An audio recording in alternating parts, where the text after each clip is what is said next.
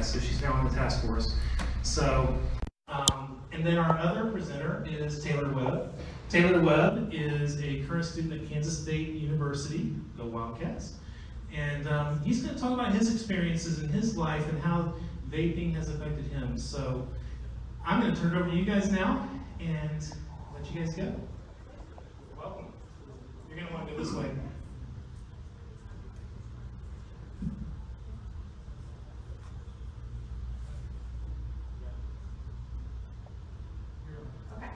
Okay, there we go. Make sure I don't trip over anything back here. Okay, hi, welcome. I'm glad that you're all here. I know lots of you, but want to do a little bit of an introduction. If we could go to the next slide. My name is Seelling, and I am an RN and nurse administrator and practice administrator at Springfield Family Medicine. So I'm local here in town. This is the third year that I've been training and teaching and educating on vaping in our district. This is the first time we've done a stage type presentation. The other times we have done those in the health classes, which I actually really enjoy that. It's more of a 20 or so to 1. They can ask me direct questions. We will likely still do that this year with our high schoolers. They all know me pretty well. I'm around the school a lot. I've got 4 kids in the district, 2 high schoolers, a middle schooler, and an elementary schooler. So, but a lot of those kids see me as the mom and nurse, and they might know that I'm cheering them on at the football game. And not that they don't listen to me. None of you admit to it right now, right? But I know that bringing Taylor here tonight so you can hear from his experience is really going to help as well. I also do sit with my friend Michelle Dombrowski on the anti-vaping task force for the State Board of Education. So we've had tons of information coming our way. Interestingly enough, when we were going through some questions before this, I was sharing with them that 3 years ago, when I went back and looked at my presentation from then, and what we know now compared to what we knew then is amazing. The things that I was teaching on then was kind of more, we know this isn't good for you, it's your choice. If you, like, I'll educate the students, it's your choice if you want to do it. Now, I'm looking them dead in the eye and saying the research that we have coming out right now is killing people. It's no longer just, it's okay if you do it, your choice. It's more of, this is scary, and you need to pay attention to it. I still think they're going to hear more from Taylor than they are, and I know that. But we're still going to go through some of the basics. I mean, I feel like this has been made a very big deal right now, don't you think? In the news, everywhere. People ask me questions, and you may have this question: why are we talking about nicotine and vaping? Why aren't we talking about nicotine and smoking? What happened to smoking cessation? Why don't we focus on that? Should the school even be involved in this? And I'm going to kind of go into all of those questions and answers too. And like he said, if you have other questions, please write them down. I want to address them with you for sure. So it's caught the attention. I'm sure you've heard from our president, from the CDC, the Goddard School District, the Olathe School District are now suing the #1 manufacturer of vaping, which is Juul. So if you go to the next slide, please. So this isn't to scare anyone, but this is a real life example. So let's take a look at this video. Oh, there we go. About the dangers of vaping. A seemingly healthy Texas teenager suddenly unable to breathe, hospitalized with lung failure. His doctors suspect vaping was the cause. We want to thank our affiliate, WFAA, for their help with this important story, and Lindsay Davis is here with that for us. Good morning. Good morning, Robin. A lot of parents certainly paying attention to this one. Teens are reportedly using vaping devices in record numbers. The U.S. Surgeon General has called e-cigarette use among youth an epidemic, and now Tristan, a 17-year-old from Texas, is warning other teens by sharing what happened to him. It's an unnerving scene. The body of a teen spasming in a coughing fit on a ventilator just to breathe. It just progressively got worse extremely fast. 17-year-old Tristan Zofield was taken to Cook Children's Hospital in Fort Worth, Texas, with blockage in his lungs. I woke up just throwing up everywhere. My heart was just pounding on my chest, going 100 miles an hour. and doctors believe it was all because of vaping. He's a very sick, otherwise healthy looking child.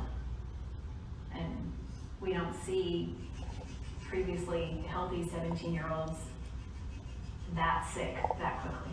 In late July, Tristan's family sat by his side day after day, not knowing what was wrong, as he lay in a medically induced coma. We were baffled at first.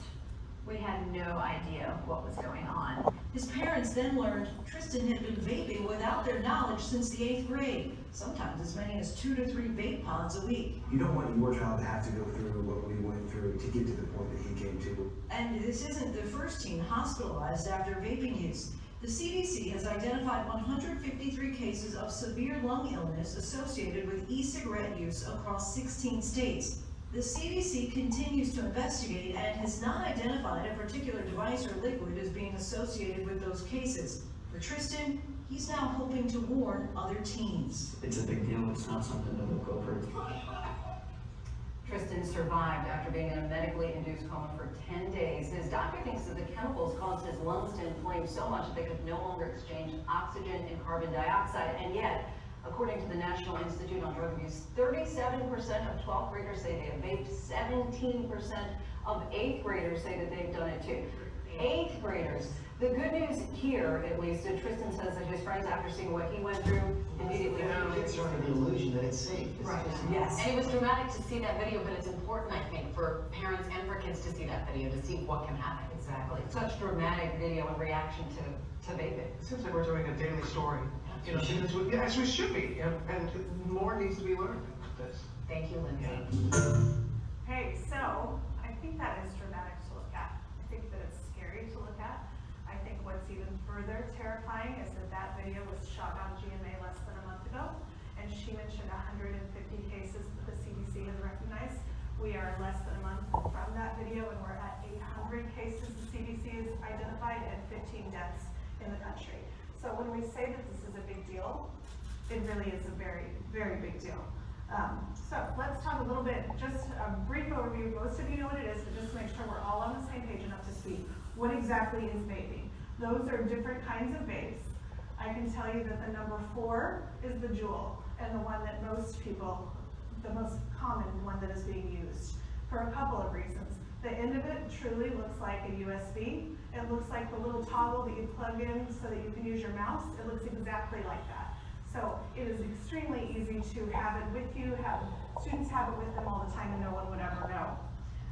Vaping is using an e-cigarette, a Juul, or a bong to heat nicotine or THC.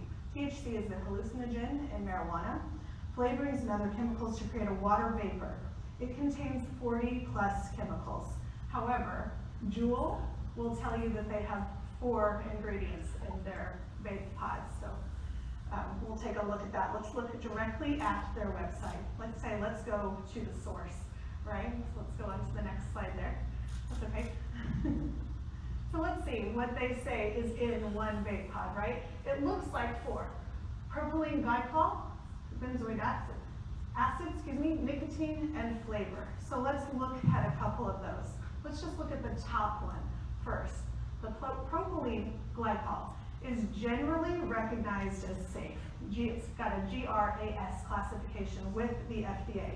That means that it's safe for its intended uses in food. It has been approved for food. It has not been approved for our lungs. Let's see. Next up, we have nicotine, of course. And we know that nicotine addiction is high. We know that one of those little bitty USB-looking cartridges is the equivalent to an entire pack of cigarettes. So no wonder they're getting addicted so quickly to this. They could smoke, or not smoke, vape one whole pack of cigarettes essentially in a day. We know that the CDC says that nicotine kills 1,300 people per day from addiction. So we're fast tracking our kids. Basically, that's what's happening when they're falling victim to this. Let's see.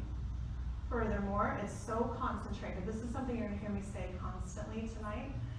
Nicotine in these Juul pods are extremely dangerous. And I want you to, how many people in here have pets? How many people have little kids? Okay, if our dog Hank, our beloved Hank, were to get his mouth on one of those pods, it can kill him instantly because it's so concentrated. I try to talk to our custodians and our janitors, if they see any kind, because it's sold like that, but it's also sold in juice. If you see any liquid anywhere, do not touch it. You need to treat it like it is a hazardous substance. It can absorb into the paws or their feet, as well as our hands and feet, especially small children, and can be instantly fatal if you have any kind of contact with the juice, so to speak. So I want you to be really careful when you're thinking about that. If you're a parent and you're finding something, we're going to give you a resource at the end that if you can call and you can talk to us about it, but you don't want to touch it. You want to call Poison Control. Poison Control reports that this is now 1 in 3 calls is about vape juice and what someone has touched it, or their child has touched it, or their dog got a hold of it. And you know, if you think about it, people think of it like cigarettes, right? So they just leave their cigarettes or their vape laying on a table at home. If one of their animals or their small children got a hold of it, it could be extremely dangerous and fatal for them immediately. So the other thing is flavors, right? Flavor is what's getting our kids. Flavor is how they're marketing to our kids. The #1 sold flavor from Juul is bubblegum. I don't know about you, but there's not that many, I don't think 40 or 50-year-olds that are just gung-ho to get a bubblegum high, right? They are definitely targeting our kids. Our second most common flavor is mint. But here is where, and some of you have read this on my Facebook page because I'm very loud about it, glycerin. So let's go to the glycerin slide. Glycerin, oh, we'll go one more past that and we'll come back that one. There you go, glycerin. Glycerin, how many of you know what glycerin is? It's in our food, it's in our lotion, it's in our toothpaste, it's in lots of things. It is FDA approved for ingestion and topical treatment, right? Lotions, conditioner in your hair. What it is not FDA approved is to be in your lungs. It is extremely dangerous once it is in your lungs. This is the #1 ingredient, as it said on Juul's own website, in a vape. So what is happening when anyone, student, parent, anyone, is vaping and they are inhaling some of the glycerin? Not only just glycerin, but it's heated glycerin. The vape is heated, right? So what's happening is it's settling into their lungs, and it's creating what we're calling lipoid pneumonia. Lipoid, most of you, especially if you've been in a science class, know what lipoid is, or a lipid is a fat, right? It's glycerin, it's oily. If you've ever seen, touched, or been around a vape juice, you can attest to it's very oily. But what's happening is it's settling into their lung cavity, and that's creating a source of infection. That's what the people are dying of that we're seeing in the hospitals. They're purposely inhaling glycerin, an FDA-approved product that you can buy. This is from the Walmart's website. They're putting it into their lungs, and then they're getting an infection from it. It's ruining the epithelial cells in their lungs as well, and those only regenerate so many times.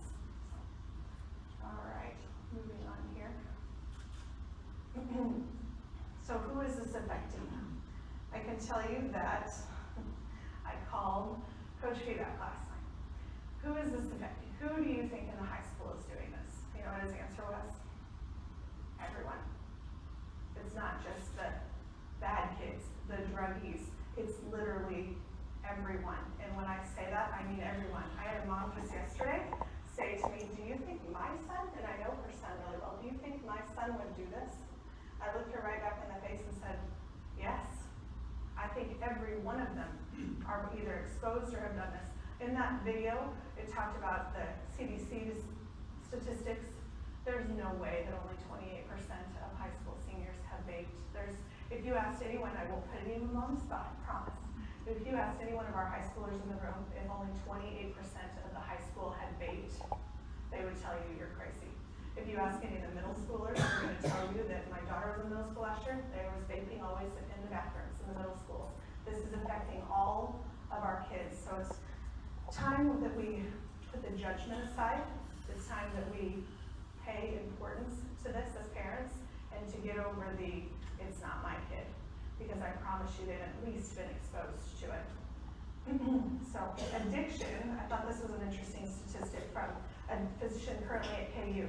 Addiction is not even his highest concern. What he's most concerned about right now is the harmful effects and how lethal it is. He actually was quoted as saying, "This is more scary to me right now than a measles outbreak, and we have to pay attention." So, okay, let's see. So, anybody want to guess? You don't have to, it's hypothetical, I guess, what the common age for vaping right now is, what the most common age to try vaping. What did you say? 12 years old. 12 to 18 are our most common vapers right now. So this is scary to me because we know that the frontal lobe of your brain is not fully developed until you're 25, especially in males. So if the frontal lobe is not fully developed, do you know what happens in the frontal lobe? This is where their decision making is. This is where their problem solving skills happen. This is why you don't give a 12-year-old car keys, right? They're not developmentally ready. Some 12-year-olds are as tall as I am. I know that. They probably could drive me around. My own 11-year-old is taller than me, right? That does not mean he is developmentally ready to make these decisions. So I'm saying even at 18, at 19, we've got to educate them because they're not developmentally ready to make these decisions to try things like this. So where are they getting them? This might surprise you. 40% from relatives and friends, meaning they're stealing them from their parents. We had a middle school mom reach out to me a couple nights ago and said, "I don't know if you realize how many of us moms are doing this. We have a glass of wine and we vape." And I said, "What?" is what is a message, but are you serious? And we didn't have the research. She doesn't know. I'm not judging her. I'm not faulting her. However, we need to educate her as well because those are in her house and guess where her kids are getting it from or could potentially get it from. They can steal it from them. 40% are bought at school, on school property, all the time. Again, if you'd ask our high schoolers or in the room or middle schoolers, that's where they're getting it from. They're buying it from someone that they've connected with at school, most of the time in the school. 20% online and through social media, what they call hookups. Meaning, a Snapchat goes out to meet in code in whatever bathroom in the high school, at whatever time, or during whatever class, and it's happening right in front of our teachers and our administrators, so that's where they're getting it from. So now we've kind of had a crash course, right, on what vaping is, and I'm happy to answer the nursing, the physiological questions at any moment.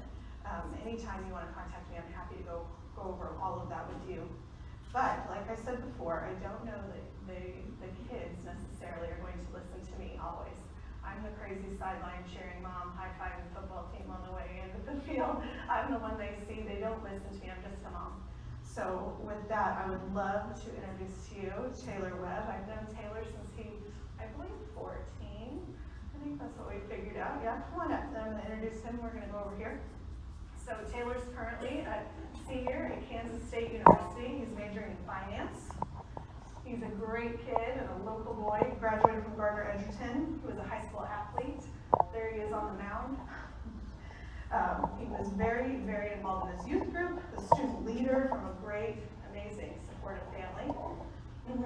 He's now also, unfortunately, a recovering vapor, but he's here to share his story with everybody, and we're going to kind of do this interview style, the questions that you all sent in, and even some of our high school students sent me some questions of what they want to know from his perspective. So, kind of get started in that. Yeah, let's do it. All right, so why did you start vaping? To be honest, it was the thing to do. I knew a lot of friends, family members who were doing it, and so I just wanted to be a part of the in crowd, I guess. And so I didn't want to be left out. So I thought, in order to be cool, in order to fit in, I needed to do it as well. Okay. And when the first time you did it, tell us about the first time you did it, and were you just trying it at the time, or were you thinking that's something cool I'd like to pick up and keep going at, or what? Tell us about that story. So it was actually I was on a little vacation with my current girlfriend at the time, and we were at the lake. We were going to be there for a week or so, and her little brother and his friend, actually, they were currently in high school, and they were big into vaping. And so we were also, all the boys were out in a cabin, and so at night, there's nothing to do. We didn't have our phones, we didn't have TV. And so we were sitting around talking, and they were always puffing on these sticks. And I happened to have a little jewel device without the pot in it that I had from work that someone lost. So I just kept it, not thinking that I was going to ever use it. Well, he put out a bag of these pods and said, hey, just put it in and try it out. And so I tried it and I hated it at first. I didn't like the way it made me feel. I didn't like the taste of it really. But the more that I was around those guys and the more that I started to use it, the more that I started to hit on it, I found myself really becoming addicted to it and really starting to catch on to why they liked it. They were doing tricks with it, you know. Some of the kids might have blowing O's with the smoke. And so that's kind of, I started to catch on and really started to try and do it myself. And so it started out where I do it every once in a while throughout the day.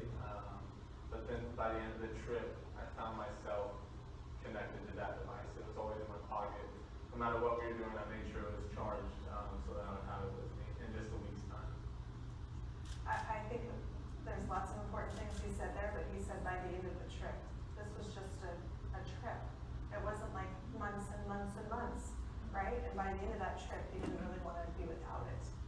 I think that speaks to how powerful it is. Let's see, before you tried it, what was your opinion of people that vaped?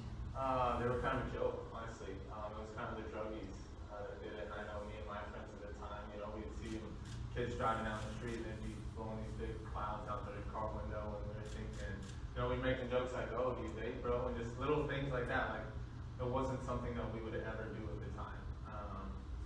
And that's kind of how my view on it was until I then tried it. I think that's interesting because you had no intention to ever try it. And I think that a lot of our high schoolers and middle schoolers could even relate to that right now. They may be thinking, I'll never try that. But then they're in a situation where suddenly their mind changes immediately. And okay, I'm going to go ahead and give this a try. How long after that trip? So did you keep doing it immediately? How long did you do it again, or before you started doing it again? So it was about 2 days. 2 days after we got home, I thought, oh, that was just going to be for while I was on the trip. I'm not going to, you know, care to do it anymore.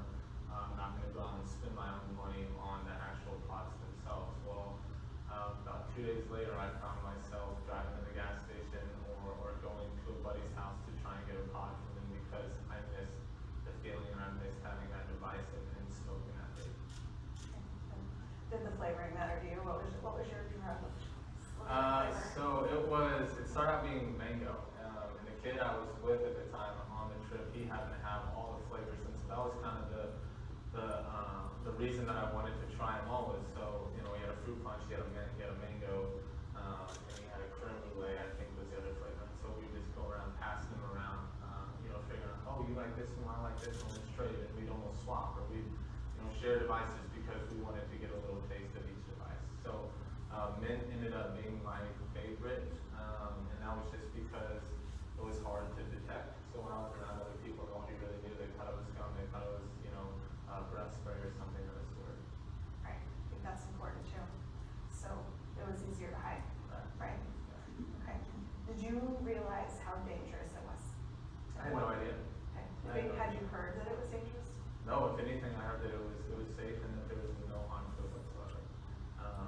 And that's, I believe that for a very long time. Until most recently when these stories started to come out, you know, but even then I would see them and still think that, no, that won't happen to me. That's, you know, 1 in a million.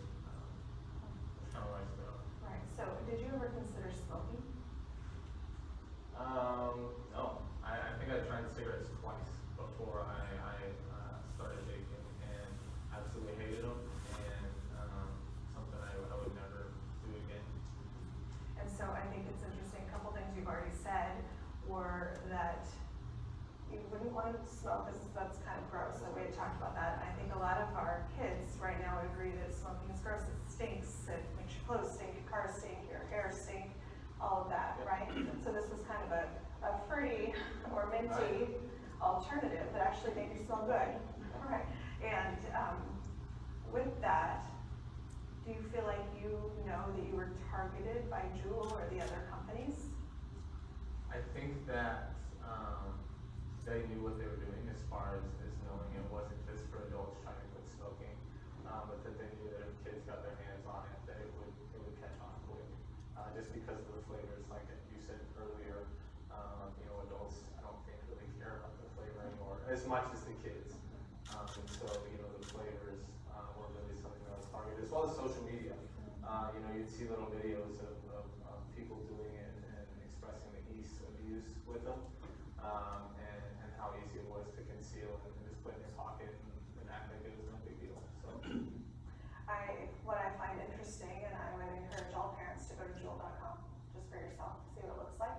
They ask you first if you are 21, and all you have to do is click yes, and then you're into the site.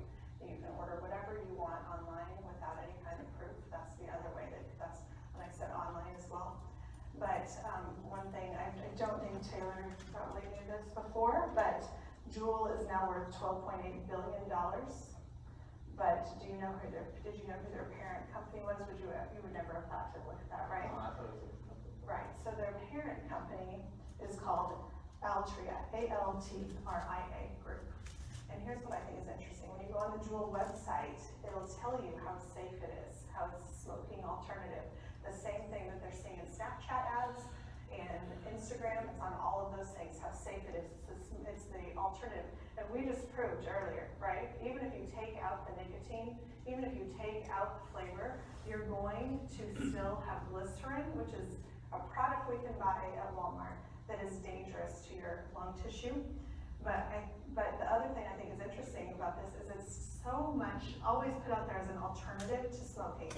Well, do you know who Altria Group's parent company is? Marlboro. So when they couldn't, no longer, when smoking cessation, when we were actually gaining traction on that as a country even, then they had to come up with something else. And so one of the questions that I think is interesting, Coach, would you agree that teenagers don't like to feel like they're being controlled? Right? Juul is controlling them. Yeah, and that was kind of my biggest thing. You know, I was a very independent person, and I know my parents can probably speak on this a lot. I was always wanting to do things on my own, be on myself, and kind of be in control of what I was doing in every moment. Well, once I started using this device and vaping, it started to control me, and I couldn't go anywhere without doing it. I couldn't go anywhere without having it. It had to be charged at all times. It got to where it was truly a controlling device in my life.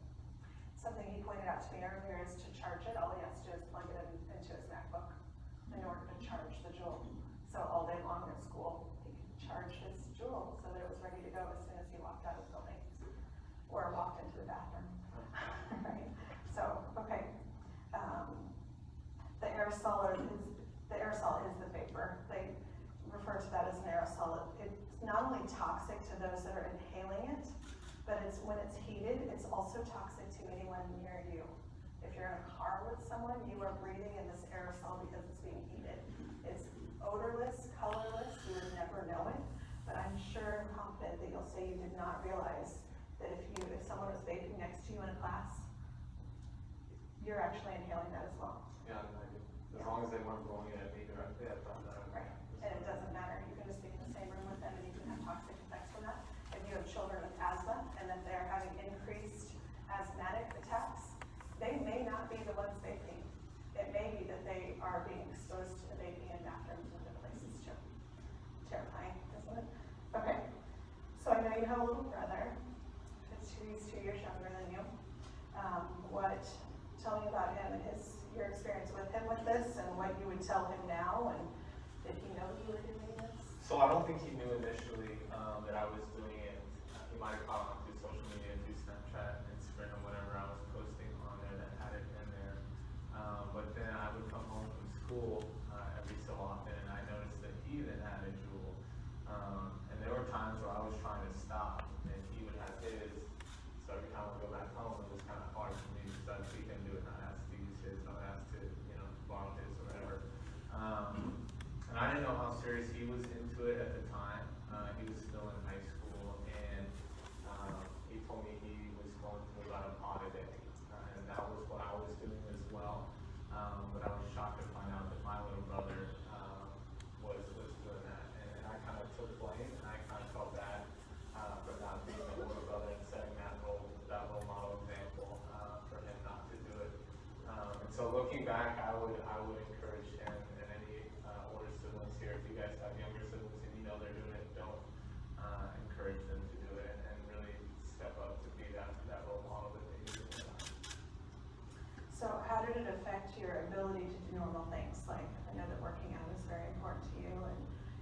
to work and internship, going to classes, how did vaping affect you in your daily life? So at first it wasn't too bad because I was doing it a couple times a day, you know, when I wake up after I eat in the evening time, but then it started progressively getting worse to where it was almost every hour, every couple hours, and then it would just get, you know, every 45 minutes, every 30 minutes. And so school specifically, I wouldn't pay attention in class because I was always thinking about when was the next time that I could go and step outside of vape, when was the next time that I could go to the bathroom. I would leave class a couple times every hour and 15 minutes just so I could go and vape. I had an internship with a company in financial services company here in Leawood this past summer, and it took away a lot of work that I could have been doing for them. And while they didn't know, I was stepping out to the bathroom every 30 minutes to an hour just so I could use this device. And working out as well. I kind of quit working out because I couldn't catch my breath. I was coughing all the time.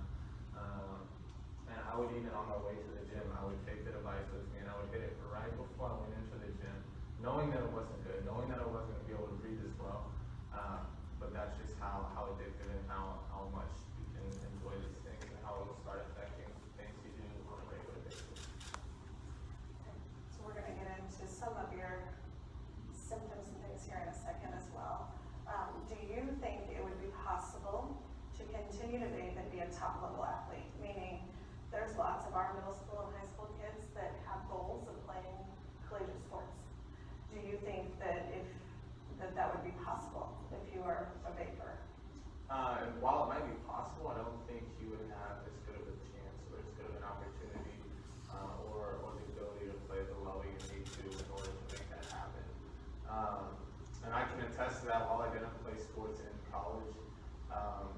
Even me walking in class, even me walking up 3 flights of stairs in my apartment complex, I found that it was hard to breathe and that I was struggling to catch a breath just simply from walking one place to another. So was that a red flag to you ever? Like when I think you said walking up the stairs to go to your class and realizing that you were winded, and I know you're still an athlete with working out and you had been a student athlete in high school, so you have been in good shape most of your life, right? Was it alarming to you to have at all? Like, did it make you pause? It caused me to wonder, but it wasn't enough to stop what I was doing. Interesting. Okay, so let's kind of go into the day that you realized you needed help. Because I'm assuming, please correct me if I'm wrong, leading up to the day that you first went to the urgent care and then to the ER, you probably were coughing some before that, right? And was it progressively getting worse, or was it all of a sudden, or was it just an occasional cough? So looking back, it started off as just something that I thought was normal. I had a little cold, but then throughout this summer, specifically, it started to get really bad. So I was coughing up mucus more than I normally was. When I felt like I was in good shape, good health, I was still having this constant cough that wouldn't go away no matter what I was doing throughout that day. And then a point in time came when I started to feel my heart race pretty significantly, and I was struggling to breathe, struggling to catch a breath. And while I was working out, I was taking pre-workout supplements and things of that nature. So I thought, oh, it might be caused by this or that. So I quit those, and I still continued to feel those symptoms. And so that's when I decided I need to go see somebody to see what's going on. And so then you went to urgent care, right? So tell us about that. So I went to the urgent care, and they asked if I was a vapor, and I said yes, truthfully, and they shared with me that this has been going around. And this was recently in August, the beginning to middle of August, that I went to the urgent care, and so they wanted to run a EKG, a chest X-ray, and do some blood tests. And while all those came back fine, I still didn't feel normal. I still could not do the things that I was doing on a regular basis. I didn't have an appetite. I was having trouble sleeping. And so a few days after that, I ended up going to the emergency room just because I couldn't understand why I was feeling this way or why I was feeling this way. And so I ended up going to the emergency room, and they ran the same test, kind of double checked everything that urgent care did, and everything seemed fine. And so at that point, I was kind of dumbfounded as far as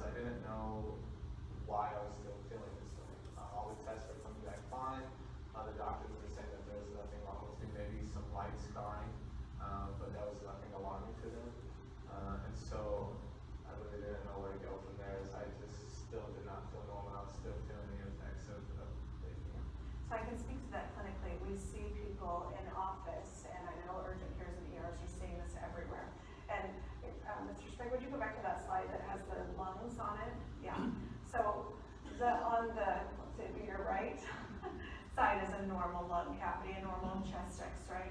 On the left side is not something that we would look at and say that looks like infection, it looks like clouding. So it presents in clinic to be like a viral infection. It looks right now, because there isn't a ton of research out yet, that it's a cold. Just a viral everyday, and that's probably what they thought. That's probably what they told. Yeah, so they gave him a steroid which calmed down the inflammation, that immediately probably helped with some of the symptoms, but then the symptoms returned, I'm sure, once the steroid was stopped. So as we head into cold and flu season, I do think that it's going to be interesting to share with the newest and latest research that we have, how we are, it's going to be a commonplace to ask everybody coming in, are you vaping? And to see what their answer is, because it is very hard clinically currently to decipher between the two. So then that's the nurse in me says this part, right? The mom in me wants to ask, did you call your mom right then and your dad? What happened? How did you tell them? How did that feel and how did that go? So at the time when I started to get these symptoms, there was no hesitation in sharing with my parents what I was doing. One, because I knew the doctor tab was going to be on, or the doctor bill was going to be on their tab, so I thought, hey, I better share with them what I'm doing. You know, so they don't question why the family went. But they were very accepting of that. And while they did share with me, they said, son, that was a decision you chose to make, and these might be consequences that you're going to have to deal with. And so knowing that I did have their support was huge, but also knowing that they were consequences that I brought on myself. Do you feel like this is a gate? We talk about gateway drugs, meaning, and what I mean by gateway, I want to clarify, doesn't always mean looking for the next high. It could be from cigarettes to marijuana. It could be from vaping to something else. Did you feel like that was happening? 100%. And so after vaping for a while, I thought, okay, I've reached the top tier with this device. What else is out there? What else can I do? What else can I experience that will bring me, a new thrill, a new chase? And so it did open up doors to want to be curious, to want to be more curious to what other things were like, specifically other drugs and alcohol. Right. One thing that we talked about as we were preparing for this that really caught my attention was not just chasing the high, meaning like how he felt from it, but the adrenaline rush, right? We were talking about, like, an example of that is someone that snuck out of their house and now they got away with it, right? It's kind of that adrenaline chasing the next experience, maybe, and so that also, I thought was very eye-opening to me as well. So symptoms-wise, here's what patients report. Shortness of breath, coughing and chest pain. Also experiencing, we're seeing a lot of gastrointestinal issues now too, meaning vomiting, diarrhea, things like that, and unexplained and unpredicted. And the reason it's affecting the lining of their intestinal tract as well. It's not just affecting their lungs, it's affecting the lining of their intestinal tract, which is not surprising to me as a nurse, but might be to some of you that it could be gastrointestinal as well. Fever and weight loss, most chest x-rays or CAT scans show hazy, like we saw, white opaque areas of lungs, but it's not infection. Almost all patients that are hospitalized absolutely require breathing treatment, where there's a shortness of breath and coughing, chest pain, that's what you experienced for sure, all of those things. Okay, very good. We talked about, do you feel like vaping was starting to control your life? And tell them about like in the car and. Absolutely. So it got so bad to where this summer I was late to my internship a couple times because I had left my device at home. So I was probably 15 minutes away, and I realized I didn't have it, and I didn't want to spend the money to go buy a new one. And so I would turn my car back around and go home just so I would make sure I had that device throughout the day, so I could use it. There'd be times when I'm driving where it would fall on the side of my car, and I'd be in rush hour traffic, but I wouldn't wait until I got to where I was going. I would find that thing right then and there because even if I wasn't going to use it, even if I just used it, I had to have it on my person at all times. I'd be laying in bed sometimes, losing in the bed sheets, and I'd throw everything off my bed solely so I could find that device. That's how addicted it became. That's how attached to that device I became. That's scary too. And were those moments scary for you when you realized I can't find this and I'm freaking out about it? It was very weird. Yeah. It was good. I mean, I've never experienced anything like that before. To have something like that really control my life, to where I would, I would sacrifice job, sleep, possibly getting in a serious car accident, just so I could have that device. Right, that's great. So I think the next thing that most people don't know is so then what? So now you've gone to the ER, now you realize you have an issue, now you're still seeking treatment for it. I got a little bit emotional at dinner. I didn't realize he's still currently coughing that black stuff now, and that really scared me. It makes me super sad for him. I don't ever want to sit across the table, and don't want any of you sit across the table from somebody that you've known for years that you care about saying, I was scared to death and I was still coughing that black stuff. And I can't look back at him as a nurse and say, you're going to be fine now that you stopped. We don't know what the long-term effects of this will be. We'll just be praying, definitely. So what did detox feel like? I mean, what happened then? You decided, so then now it's that you've made the decision, right? Like you're freaked out and scared enough, and your parents know, and they have the ER bill. Right. And you're like, then now I'm going to stop. So you've made this decision at that point. Tell me about that. What happened next? So after the emergency room, I got rid of my device. I threw it away in the trash, and that was the end of that. And I can honestly tell you that the 3 weeks that I went through kind of those withdrawal symptoms were some of the toughest weeks of my life. And I don't say that lightly. I say that very seriously. That if there's anybody out there who does vape or who's contemplating doing it, it's not worth it just for those 3 weeks of not doing it. I couldn't sleep. I couldn't. I didn't want to go to class. I didn't want to perform my daily activities. I didn't want to go to work. I didn't want to be social with people. You could almost go as far as to say I was depressed. It really hit me that hard. I lost about 10 pounds of weight throughout that time as well. And I have to give credit to my mom. She was probably my rock in all of this, as I was calling her once or twice throughout the day. Just being honest with her and telling her how hard it was, and sharing with her my struggles. And my faith as well. Big credit to my parents for instilling my faith in me, and really that becoming my rock throughout those times. But again, it was not worth it. And looking back, that's probably the main reason that I don't struggle with relapse or wanting to do it again, is because I know truly how hard those 3 weeks were. So patients have reported withdrawal symptoms are, and you can tell me if you didn't have any of these, right? Anxiety, irritability, fatigue, and intense cravings, inability to concentrate, inability to feel pleasure, and headaches, and also shortness of breath and coughing. All of them. Yeah. I also had night sweats really bad. I'd wake up in the night just sweating profusely. And I would say the one that bothered me the most was just I didn't have a clear head. It felt like something was off. Just for those 3 weeks in class, I couldn't focus. Very basic stuff I was struggling with. My memory was off a little bit. It was rough. Yeah, scary. I think we would be remiss if we didn't mention mental health in that. But let's not breeze over the depression part of that detox and how scary that is. As you know, we're committed as a district to 0 Reasons Why. This would be an example of a reason. Like people going through detox, I can see how they get into such a depression. He felt if he didn't have his mom or someone to go to, very isolated.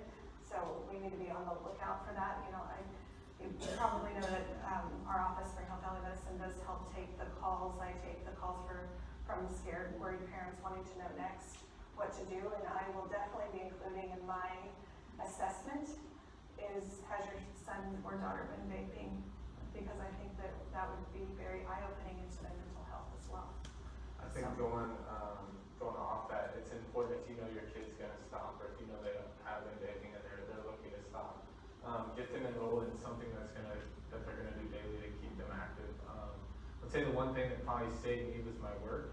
I would go to work, and while I still had those cravings and while I still struggled, it gave me something to do where I wasn't just sitting at home thinking about it. I wasn't just sitting in school, or just sitting around the house doing nothing, dwelling on the things that I was missing. But really staying active, keeping me around other individuals. And I'm sure your mom and people were checking on you. So that's the thing about depression. We're always telling people to reach out. But honestly, if you are really in a depressive state, you're not going to reach out. You're actually waiting for someone to reach out to you. So think about that, just with this and everything else. I mean, if you would have had people reaching out to you, if you have friends and family that you're worried about, please reach out to them always too. Okay, what do your friends say now? Like, how is that? Have you gotten any pushback? Did you get any pushback? So What I happened next? thought that I was gonna, kind of, not get pushed around, but just kind of get made fun of. But it's actually turned out to be my friends who also vape think that it's extremely awesome that I've quit and I've been able to stop, because they'll tell me all the time that it's hard and they can't stop. And so that's probably why when I was going through the doctor stuff that I was posting on my social media what I was doing and where I was at. Not for the attention, but just because I care about my people enough to know that I don't want them to have to go through that same thing. And so it was my way of sharing with them my experiences, so hopefully they don't have to go through it themselves. And so are they coming to you now, the people that are trying to quit? Yeah, I've actually had 2 people, they've sent me videos of them throwing out their jewels. And I just told them I'll be your biggest fan, I'll be your biggest supporter, so if you need anything at all, day or night, I'll be here because I know how hard it is and I want to be here for you and I want you to get through it. Because I know it's worth it. At the end of the day, after those 3 weeks, it's been something that I can now carry with me throughout the rest of my life, knowing that I got through that tough time and knowing that it was possible and I don't have something controlling me like I once did. So another question that a parent sent in, and this would be a change in your life now. So how much money, I should rephrase it, how much money are you saving? So how much were you spending, because now that much is in your pocket. Right, yeah, so it's funny, the first couple weeks I stopped, I was like, where is all this extra money coming from? And it was from me stopping. I was probably spending 20 to 40 bucks a week on jewel pods, and it was getting out of hand very fast. Yeah, and in true mom form, I embarrassed my children yesterday at Casey's and asked all kinds of questions to the person that thought I was trying to buy them. I just wanted to know how much it was, so about $50 for the actual jewel, and then $18 for a pack of 4 pods, Yep. right? So, and if you're smoking 1 a day, that can get pretty pricey. Right. So you might be able to buy something great now, right? Yeah. I mean, eat better. Exactly. College student, right? They're always worrying where their next meal is. Maybe something other than ramen noodles, I don't know. Is there something a coach or a parent could have said to you that would have made a difference?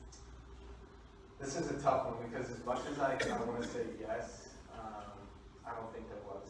And that's where I'm at now as far as, kind of sharing this story too is, I have parents, my own parents or I guess other kids' parents chirping at me all the time saying this is not good, what this is doing, health professionals, when I go to the dentist, they'd say, this isn't good for you, this and that, but I just thought, like most kids do, this is just a parent trying to, steal my fun or take what they don't understand.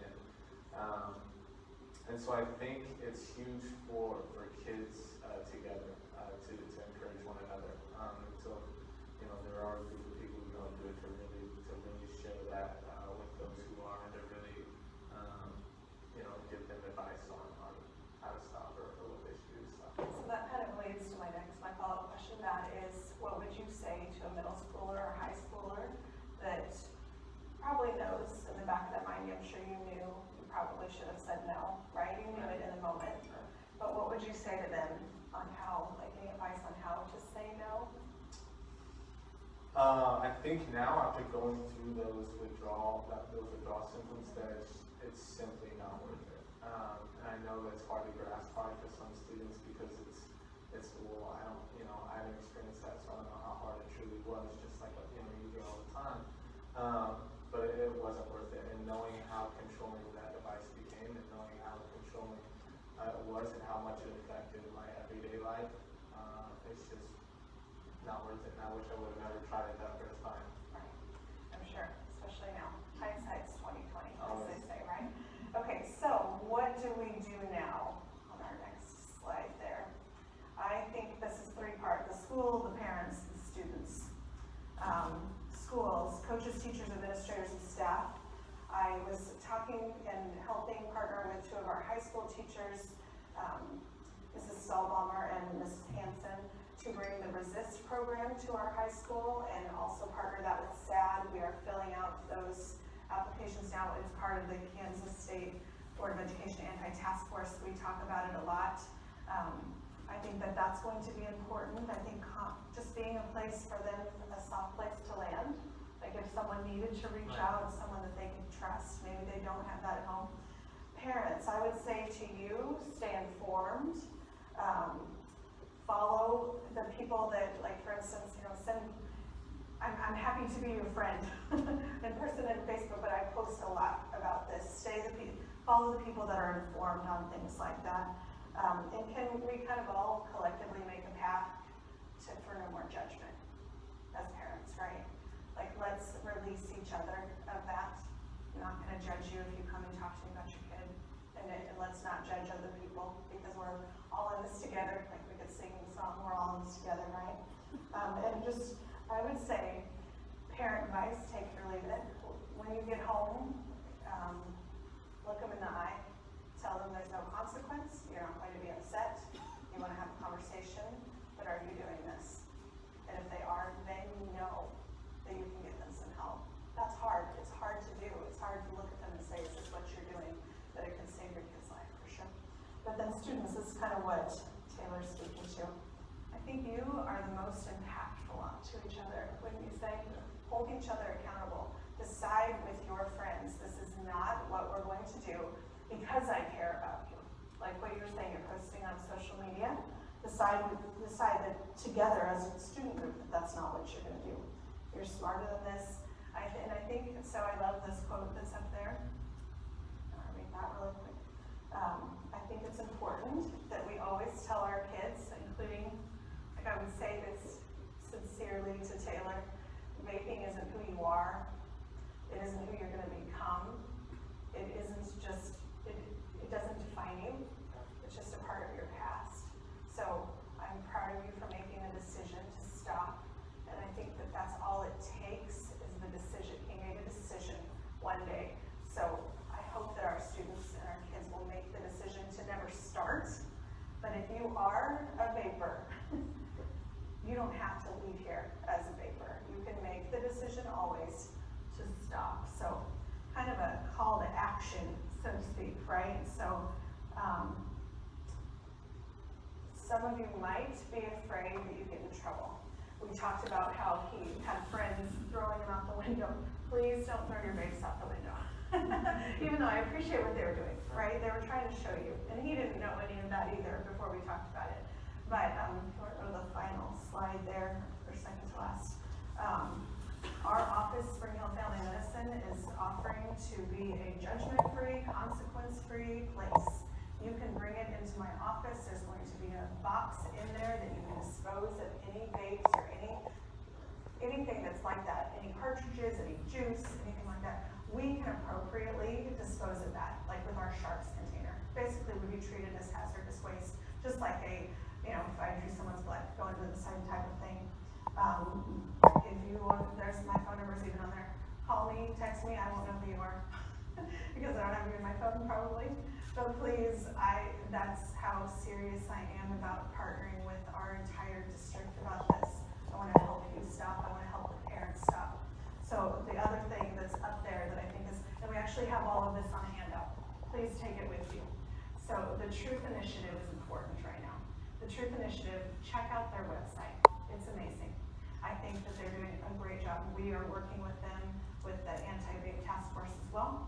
But there's a number you can text as a student or a vapor or even as an adult vapor. And what happens is they start texting you support and reminders back to help you quit. There's also a parent one. If you're a parent and you're worried that your child is vaping, there's a place that you can text so they can offer support to you too. I think those are fantastic resources.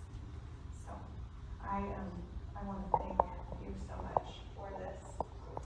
I appreciate him so much. I know it's not easy to open up. And I don't want it to be lost that this was August that this happened in the ER. This is only October. So this is super new for you still. And I'm going to be checking in on you too. Please do. So anyway, thank you all for coming. And we can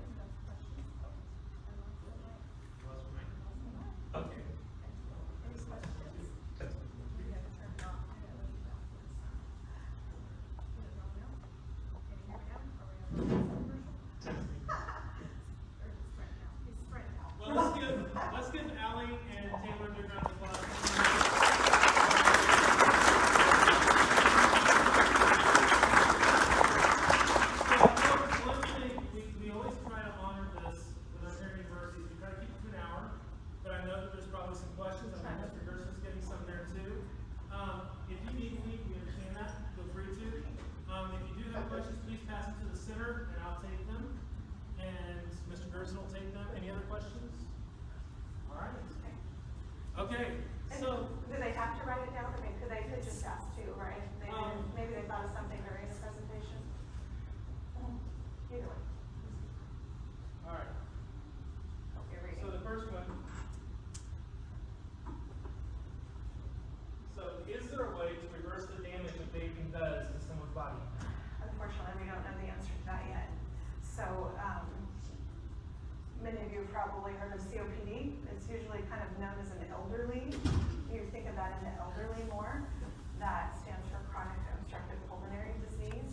So your lungs can regenerate. However, they can only regenerate so many times. So what happens in COPD is that they no longer are regenerating, and then eventually, I mean, I hate to sound dramatic about it, but what that feels like is suffocating. So that's what's happening to it, and we're seeing that. We're seeing diagnoses of COPD in 18 to 25-year-olds because of vaping. So we don't know the long term. We pray that this is not a long, that in 20 years we aren't finding something horrible. We don't know. E-cigarettes, Juul, whatever you want to call it, vaping is fairly new. I did not talk about that slide. Did you see the slide with the doctor up there? I forgot to mention that. I'm so sorry. But I think it's important. I think it's kind of funny, not funny, haha, funny, ironic. There was a slide in there that I must have skipped over, I apologize, that has a doctor from about the 50s. He is smoking. I mean, some of you might remember Camel was a big deal, and then they went after Camel because Camel were targeting children, right? This is what we will look like in 2070. This kind of thing. When we look back at the Juul ads and how they were telling people it was safe and everybody is fine, don't you think it's ridiculous now to look at a doctor and say, I mean, doctors would smoke while seeing their patients back then. Everyone smoked on an airplane. Everybody's vaping on an airplane right now. People are vaping in the middle of class, in the bathrooms. That's exactly what was happening. So I don't think that we want to repeat history, which unfortunately is what's happening. So. Okay, the next question, and I'll take this one because it's specific. Yes, please. Have they seen vaping in our schools? I think what stands for that is yes. We've seen vaping in middle schools, high schools. We've seen it in our schools. It affects middle school and high school students. That's why we're doing this. We want to get the message out, how to protect our children. To our students, we want to let you know the dangers that are there facing you, so that you can make good decisions as you are faced with those decisions. Parents, we're also here to say, if you need help, come to us. We'll be more than happy to help you. Whether it's hook you up to resources, give you this type of information. But if you do need help, let us know. We're there for you. So I think a follow-up question to that, maybe could you share our district's new policy on if they are caught with a vape at the school? So if you're caught with vape at school, Mr. Williams, you want to talk about the high school? Because I don't know yours specifically. Yep. Go ahead. Why don't you talk middle school and I'll hit high school? Okay, so middle school is, if you're caught with vaping products, it's an automatic suspension from school. It's 3 days. There's also an education program that we have to go through that provides a lot of this type of information that we have you go through as a student, but also to get the parents that information as well, just to help you. Guys, this is a health issue for our community, and we want to make sure that people are aware of that.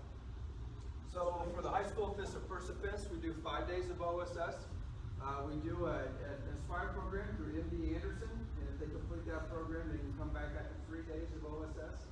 If they're caught for the second time, then we're doing 10 days of OSS with a long-term suspension for the remainder of the school year. So we handle that. I'm proud of our district for taking the full platforms. Okay. Other questions? I'm sure there's more questions. Mr. Williams, Mr. Gertson, myself, Allie, and Taylor will be here. Feel free to come ask us anything you want to ask us. Other than that, I know it's starting to get a little bit late. Thank you guys. We appreciate you being here.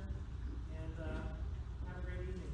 Please take one of the handouts on the way out too. Yes, I put the handouts right back here on the back table, right by the door. So please feel free to take them. They've got a lot of those resources there for you.